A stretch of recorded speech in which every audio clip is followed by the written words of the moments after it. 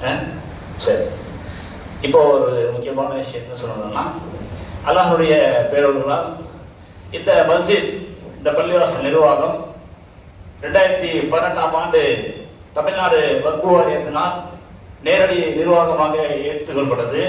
2018 ஆகஸ்டாம் தேதி எடுக்கப்பட்டது.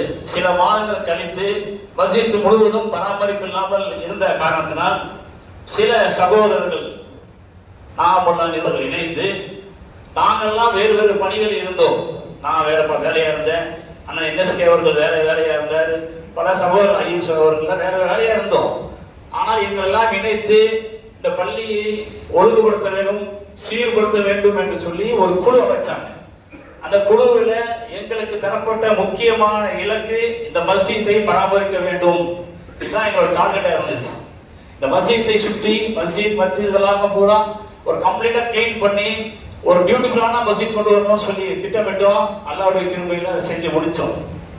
அன்று முதல் இன்று வரை எங்கள் மீது தனிப்பட்ட முறையில் கால் குறிச்சிருந்த சில சகோதரர்கள், விரல் விட்டு எண்ணக்கூடிய சில சகோதரர்கள் தொடர்ந்து புகார் மனுக்களை அனுப்பி கொண்டே இருந்தார்கள்.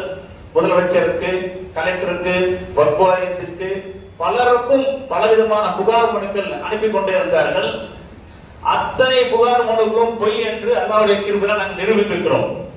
எந்த புகார் மனுக்களும் உண்மை இருப்பதாக எந்த முகாந்திரம் இல்லை என்று அந்த மனுக்கள் 6 ஆண்டு காலமாக பலவிதமான மனுக்கள் சென்ற பிறகும் ஒன்றும் கூட நிரூபிக்கப்படவில்லை. அத்தனையும் பொய் என்று தூக்கி வீசப்பட்டிருக்கிறது. இறுதியாக கடந்த மாதம் எங்கள் மீது வக்ஃப் வாரியத்தின் அலுவலகத்தில் சில சகோதரர்கள் புகார் மனு அளித்தார்கள். ரமலானுடைய வரவு செலவில் முறைகேடு, ஜமாத்துக்கு வழங்கப்பட்ட பொருளாதாரத்தில் முறைகேடு, ஜும்மா வசூலிலே முறைகேடு, குர்பானி வசூலிலே முறைகேடு, மருத்துவ நிதி வழங்கியதிலே முறைகேடு, கபர்ஸ்தான் ஃபீஸிலே முறைகேடு என்று சொல்லி முறைகேடுடைய பட்டியலை அனுப்பினார்கள். விசாரணைக்கு அதிகாரிகள் வந்தார்கள். சென்னையிலிருந்து தமிழ்நாடு வக்ஃப் வாரியத்தில் அதிகாரிகள் வந்தார்கள். நாங்கள் இதே மஸ்ஜித் அலுவலகத்தில் வைத்து அவர்கள் எதிர்கொண்டோம். அவர்கள் கேட்ட அத்தனை கேள்விக்கு பதில் சொன்னோம். அவர்கள் கேட்ட அத்தனை வரவு செலவுகளுக்கும் ஆதாரங்களோடு சப்மிட் பண்ணோம். அதிகாரி வருகிறார்களுக்காக நாங்கள் ஓடி ஒழியவில்லை, ஆவணங்களை பதுக்கவில்லை. அவர்கள் கேட்ட அத்தனை கேள்வி பதில் சொல்லி அன்றைக்கு 20 லட்சம் ரூபாய் முறைகேடு என்று சொன்னார்கள். 20 லட்சம் ரூபாய் தமிழ்நாடு வக்ஃப் வாரியத்துக்கு பேங்க்ல இருந்து டிரான்ஸ்பர் ஆயிட்டு சொல்லி பேங்க் ஸ்டேட்மெண்ட் வச்சு ப்ரூஃப் பண்ணோம். அவதூறு பழக்கக்கூடிய நன்மை சகோதரர்களே, மறுமையை நீங்கள் அஞ்சிக் கொள்ளுங்கள். மறுமை கடுமையானது, மக்ஷருடைய நாள் மிக கடுமையானது. எங்கள் மீது அவதூறு பழக்கங்கள், எங்களுடைய மானத்தோடு விளையாடுகிறீர்கள்.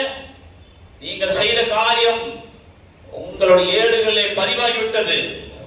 வழக்குகள் பதிவு செய்து விட்டார்கள். நீங்கள் செய்த அக்குறுமத்தை, எங்களுடைய மானம், மரியாதை புனித காபத்துல்லாஹ்வோட புனிதமானது என்று அல்லாஹ்வுடைய தூதர் நபிகள் நாயகம் ஸல்லல்லாஹு அலைஹி வஸல்லம் சொன்னார்கள். ஒரு முஸ்லிமுடைய மானம் புனித காபாவோட புனிதமானது. நீங்கள் எங்களுடைய மானத்தோடு விளையாடுகிறீர்கள். விளைவு என்ன? இன்னைக்கு கம்பீரமாக இங்கே நின்று பேசிக் கொண்டிருக்கிறோம். என்ன காரணம்?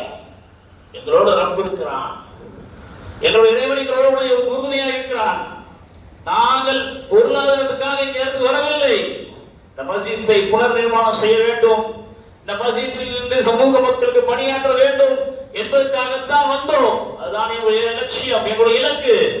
நாங்கள் பொருளாதாரத்தில் பின்தங்கியவர்கள் அல்ல. எங்க ஜமாத்திற்கு ஒரு சகோதரர் கோவை மாநகரத்திற்கு ஒரு செல்வந்தர்கள், பெரும் செல்வந்தர் அவர். இங்க கேவலப்படுத்துகிறீர்கள் எங்களை. நாங்கள் எதிர்களை ஆற்றவில்லை. ஏன் தெரியுமா? தெரிந்து கொள்ளுங்கள் ஏன் எதிர்களை ஆற்றவில்லை என்று. இல்லை, சொல்ல வேண்டிய செய்திகள் சொல்லியிருந்தோம். அதை நீங்க மென்மை காட்டக்கூடாது. ஏன்னா பாதிக்கப்பட்டது நம்மோ. சரி, அல்லாஹ்வுடைய தூதர் நபிகள் நாயகம் ஸல்லல்லாஹு அலைஹி வஸல்லம் மனைவி அன்னை ஆயிஷா ரலியல்லாஹு அவர்கள் மீது கலங்கம் சுமத்தப்பட்ட போது அல்லாஹ்வுடைய தூதர் நபிகள் நாயகம் ஸல்லல்லாஹு அலைஹி வஸல்லம் எதிர்வினை ஆற்றவில்லை. அவர்களோடு சத்திய சஹாபாக்களை எதிர்வினை ஆற்றவில்லை, பொறுமை காத்தார்கள். அதைத்தான் நாங்கள் செஞ்சோம். எங்களுடைய இறைவனை உதவி செய்வான் என்று அவரிடத்திலே மன்றாடினோம், கண்ணீர் சிந்தினோம். எங்கள் மீது சுமத்தப்பட்ட கலங்கத்தை நீக்க வேண்டும் என்று முறையாடினோம். விளைவு எங்கள் மீது சுமத்தப்பட்ட களங்கம் துடைக்கப்பட்டிருக்கிறது. இதான் உண்மை. இதுக்கு அல்லாஹ் ரப்பல் ஆலமீன் நமக்கு சொல்லக்கூடிய வாசகம் திருமறை குர்ஆனில் தெளிவாக சொல்கிறான். வலா தஹீனு, நீங்கள் மன உளைச்சல் அடையாதீர்கள். வலா தஹஸனு, நீங்கள் கவலைப்படாதீர்கள். நீங்கள் உண்மையான முஸ்லிம்களாக இருந்தால் நீங்கள் தான் வெற்றி பெறுவீர்கள். அல்லாஹ் அக்பர். இதை நிரூபித்து காட்டியிருக்கிறோம். எந்த நிர்வாகத்தின் மீது, எந்த சகோதரர்கள் மீது நீங்க காலங்காலமாக அவதூறு பரப்பினீர்களோ அதே சகோதரருடைய தலைமையிலே மீண்டும் நிர்வாகம் அமைக்கப்படுகிறது. தமிழ்நாடு வக்ஃப் வாரியத்தினால் நீங்க யாருக்கு சென்று புகார் சொன்னால் எங்களோட நேர்மையை நீங்கள் சந்தேகித்தால் நிச்சயமாக நாங்கள் பின்வாங்க மாட்டோம். நீங்க யாரெல்லாம் புகழ்ந்து போய் பாருங்க. நான் உங்களுக்கு சொல்லக்கூடிய செய்தி என்னவென்று சொன்னால், என் அருமை சகோதரர்களே, நீங்கள் அறியாமல் செய்கின்றீர்கள், தெரியாமல் செய்கின்றீர்கள்.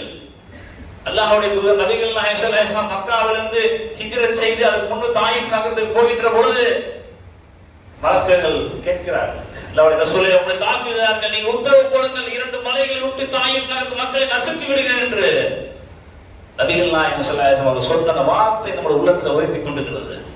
விட்டு விடுங்கள் அந்த மக்களை. அறியாமையினால் செய்கிறார்கள், தெரியாமல் செய்கிறார்கள், சத்தியத்தை புரியாமல் செய்கிறார்கள்.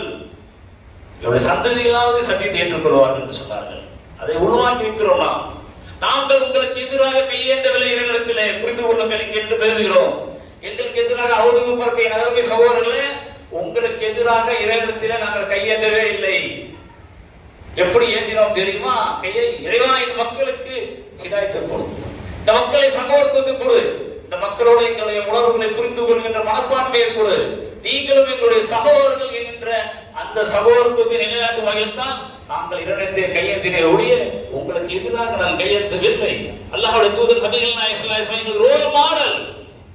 அவர் எந்த சமுதாயத்துக்கு எதிராகவும் எந்த தனி மனிதனுக்கு எதிராகவும் கையை உயர்த்தவே இல்லை. எனவே எங்களுடைய உணர்வுகளை நீங்கள் புரிந்து கொண்டு நடப்பீங்க என்று நம்புகிறோம். நீங்கள் எங்களுடைய சகோதரர்கள், நீங்கள் எங்களிடத்தில் நெருங்கி வாருங்கள், எங்களிடத்தில் பேசுங்கள், எங்களுடைய குறைகளை எங்களுக்கு சுட்டிக்காட்டுங்கள். நிச்சயமாக நாங்கள் எங்கள் குறைகளை திருத்திக் கொள்ள தயாராக இருக்கிறோம். அதை தவிர்த்து இது போன்ற நடைமுறைகளை வருங்காலத்தில் நீங்க செய்ய மாட்டீர்கள் என்ற நம்பிக்கையோடு விடைபெறுகிறேன். அஸ்ஸலாமு அலைக்கும்.